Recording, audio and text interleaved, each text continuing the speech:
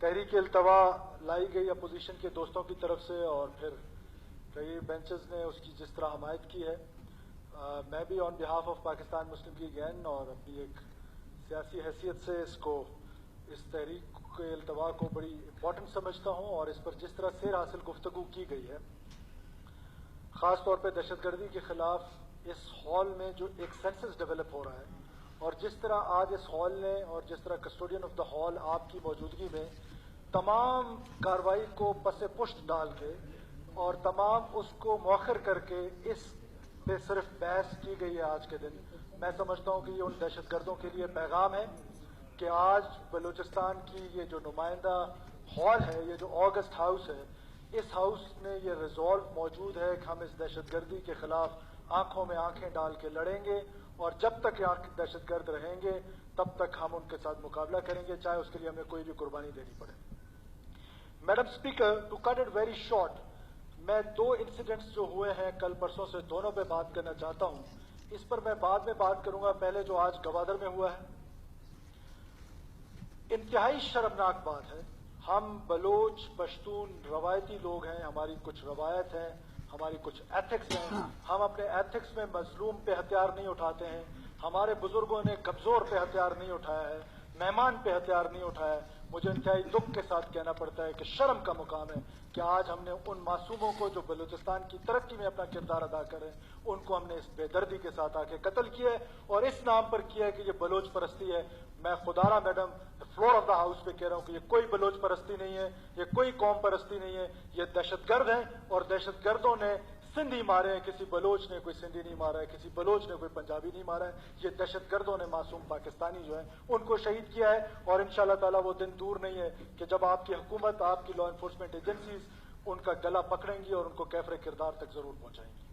अब जो दूसरा इशू है, मौलाना साहब पे जिस तरह हमला किया गया, मैडम स्पीकर, समझने की जरूरत है कि ये बड़ा कॉम्प्लिकेटेड इशू है, एक इंटरनेशनल फिनोमेना बन गया है ये, जो मजहब के नाम पर एक इंतहा पसंदी है या मजहब के नाम पर एक दहशतगर्दी है, जिसका मजहब से कोई दूर से लेना देना नहीं है, जिसका मजहब से कोई ताल्लुक नहीं है, लेकिन बदकिस्मती से इसको मजहब से जोड़ा जाता है।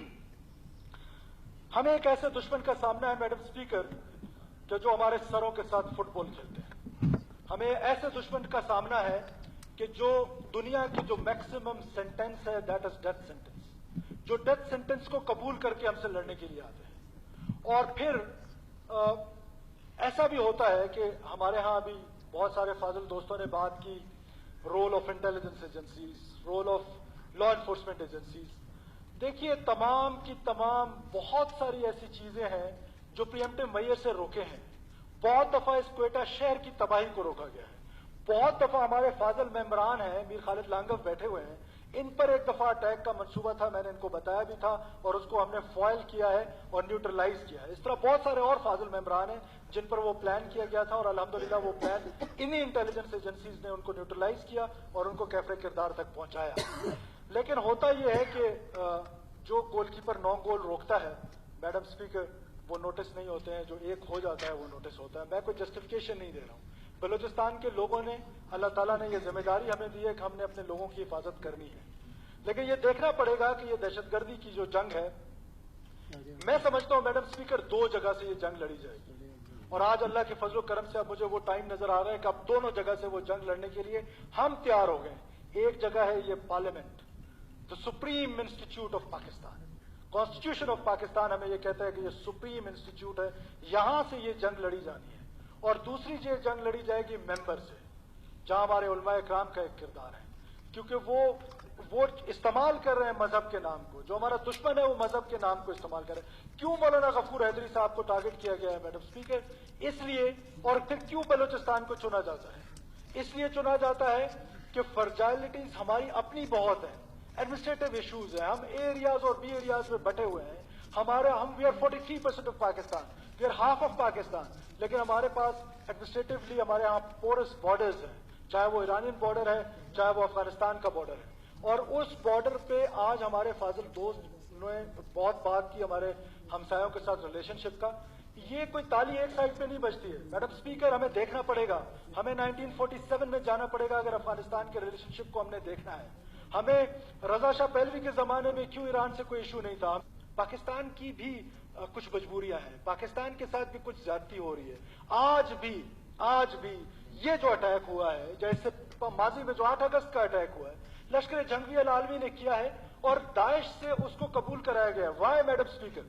بیکاز آپ نے پاکستان کو آئسولیٹ کرنا ہے انٹرنیشنلی، کہ پاکستان کو آئسولیٹ کریں گے اور دنیا کو یہ تاثر دینے کی کوشش کریں گے کہ ISIS جیسی ایک خطرناک تنظیم پاکستان میں اپنی وجود رکھتی ہے، اور خدا نخواستہ پاکستان کے جو اٹامک یا نیوکلیر جو ہمارے پاس جو پاور ہے اس کو کوئی تھریٹ ہے کسی ٹیررسٹ سے۔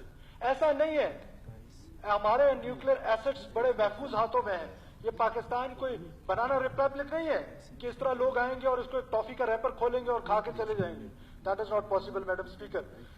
دوسرا، ٹارگٹ کیا گیا مولانا صاحب کو، اس لیے ٹارگٹ کیا گیا کہ انارکی پھیلائی جائے۔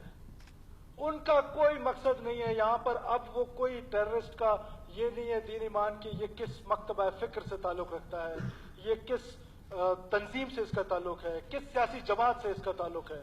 مقصد ہے پاکستان کو ڈی اسٹیبلائز کرنا، بلوچستان میں انارکی پھیلانا، اور اس انارکی پھیلانے میں خدا نہ خواستہ میں ازیوم کر رہا ہوں، میرے لیے بہت قابل احترام ہے، میں ایسا سوچ بھی نہیں سکتا۔ وہ میرے والد کے بہترین دوستوں میں تھے، میں مولانا صاحب کی دراز عمری کا ہمیشہ سے دعا گو رہوں گا۔ اللہ نہ کرے خاک میں بدن میرے منہ میں خاک، اگر مولانا صاحب کو کل کچھ ہو جاتا تو یہ جمعیت علماء اسلام کے جو انرجیٹک اور یہ جو ایک کراؤڈ تھا یا جو ایک اسٹریٹ پاور ہے ان کے پاس، کون روک سکتا تھا؟ ایک کارکن کو کون سا لیڈر روک سکتا ہے؟ کوئی نہیں روک سکتا ہے۔ ایسی سچویشن میں ہم دوبارہ ملک کو اسی طرف لے کے جاتے ہیں۔